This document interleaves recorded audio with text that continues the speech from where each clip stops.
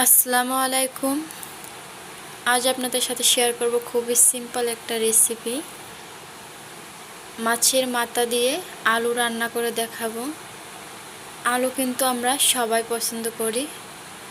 আলু পছন্দ করে না এমন মানুষ খুবই কমই পাওয়া যাবে। তো চলুন দেখে নেই মাছের মাথা দিয়ে আলু কীভাবে রান্না করি। তার জন্য আমি এখানে 4টে আলু নিয়ে নিয়েছি, আর এগুলোর খোসাটা ছাড়িয়ে ধুয়ে নিয়ে নিয়েছি। এই আলুগুলো আমি এবার গ্রেট করে নেব। তো আলুগুলো কিন্তু আমি গ্রেট করে নিয়ে নিচ্ছি, আর এইভাবে একটু এর পানিটা চিপে ফেলে দেবো। আলুটা এক সাইডে রেখে দেবো আরেকটা বাটিতে। আর এদিকে নিয়ে নিচ্ছি আমি মাছের মাথা। তো এই যে একটা মাছের মাথা ছিল, এটা বের করে নিয়ে নিচ্ছি, আর এটা আমি ধুয়ে পরিষ্কার করে এভাবে একটু কেটে নিয়ে নিচ্ছি। আর এদিকে চুলাটা অন করে একটা কড়াই বসে দিয়ে দিচ্ছি।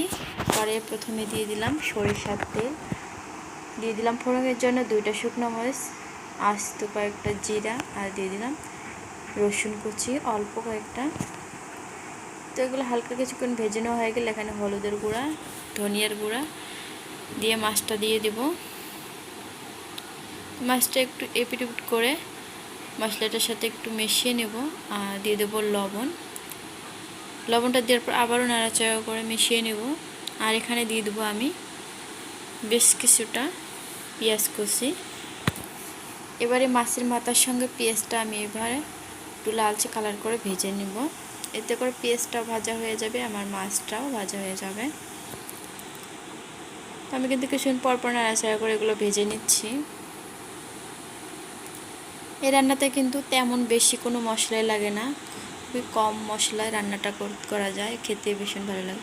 তো মাছটা বেশ কিছুক্ষণ ভাজা হয়ে গেলে পেস্টটা লালচে কালার হয়ে আসলে আমি দিয়ে দেবো গ্রেট করা আলু। আলুটা দিয়ে আবারও নাড়াচাড়া করে নেব। নিয়ে এখানে দিয়ে দেবো বেশ কিছুটা কাঁচামরিচ কুচি, তারপর দিয়ে দেবো সামান্য কিছু হলুদের গুঁড়া। তো হলুদের গুঁড়াটা আমার কাছে মনে হয়েছিল একটু কম হয়েছে, এই জন্য দিয়ে দিলাম। আর দিয়ে দেবো স্বাদ মতো লবণ। লবণটা যেহেতু আমি আগেও দিয়ে দিছি, অবশ্যই বুঝে শুনে দিতে হবে। তো সব কিছু মিশিয়ে নেওয়ার পরে আমি আবারও ঢাকা দিয়ে দেবো।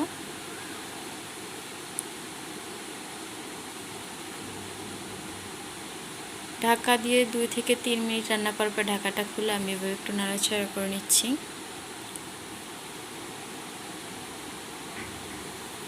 আর এই যে মাছের মাথাটা এইভাবে আমি একটু ভেঙে দিচ্ছি। আর এতক্ষণে নিশ্চয়ই আপনারা বুঝতেই পারতেছেন এটা আমি কি রান্না করতেছি। মাছের মাথা দিয়ে আলু। এটা কিন্তু আমি মাছের মাথা দিয়ে আলু ভাজি করতেছি, আর এই আলু ভাজিটা খেতে ভীষণ ভালো লাগে। আর আমার কাছে মনে হয় এই আলু ভাজিটা সবারই পছন্দের একটা খাবার। যাই হোক, আমি কিন্তু আবারও ঢাকা দিয়ে আবারও এভাবে নাড়াচাড়া করে আলুটা ভেজে নিচ্ছি। আর চুলা হিটটা মিডিয়ামে রেখে দিতে হবে, না তো পুড়ে যেতে পারে। আর এইভাবে আমি কিন্তু কিছুক্ষণ পরপর নাড়াচাড়া করে ভেজে নিচ্ছি। আর এই পর্যায়ে আমি আরেকটু সরিষার তেল দিয়ে দিলাম। তেলটা দেওয়ার পর আবারও নাড়াচাড়া করে ভালো করে মিশিয়ে একটু ভেজে নেব ঝরঝরে করে।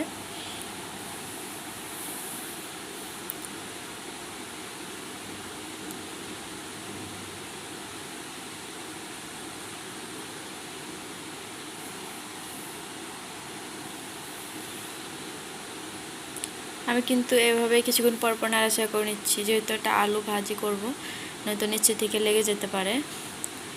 আর আলুটা ভাজার শেষ হয়ে গেলে নামানোর আগে আগে আমি এভাবে একটু গরম মশলার গুঁড়ো দিয়ে দিব। গরম মশলার গুঁড়োটা দেওয়ার পর আমি 1 মিনিটের মতো এভাবে নাড়াচাড়া করে চুলাটা অফ করে দেব। তো ভাজিটা আমার রেডি, এটা আমি এখন নামিয়ে নেব। তো আজকের রেসিপি কিন্তু এই পর্যন্তই। আশা করি আজকের রেসিপি অনেক ভালো লেগেছে। ভালো লাগলে অবশ্যই লাইক কমেন্ট শেয়ার করবেন। সবাই ভালো থাকবেন, সুস্থ থাকবেন। আল্লাহ হাফেজ।